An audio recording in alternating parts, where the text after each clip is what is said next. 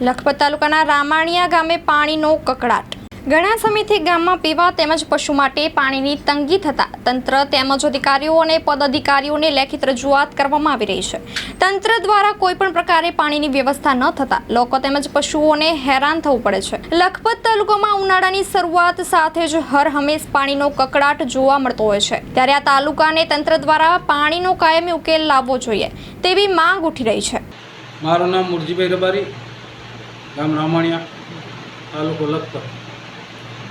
આજે 7 થી 8 દિવસ થયા વારંવાર રજૂઆત કરતા છતાં પણ હજી કોઈ પણ એમનો પાણીનો નિકાલ આવેલો નથી અને પાણી વગર આજે માલ ઢોર બચારા તડપે છે, આવી મુશ્કેલીમાં પડી ગયા છે।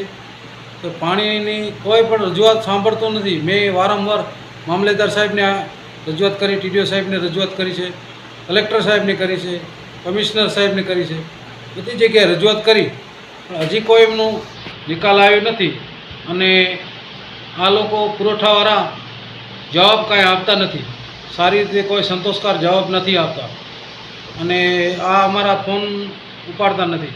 એટલે અત્યારે વસ્તી બધી સ્થળાંતર કરવાની માંગ કરે છે કે અત્યારે હું અહીંયાથી ભાગી જાઉં, આવી બધી અને ચૂંટણીનો સમય ચાલે છે, આ વિસ્તારમાં બહુ મુશ્કેલી પડી, છેવાડાનો વિસ્તાર છે, એના હિસાબે બહુ તકલીફ છે।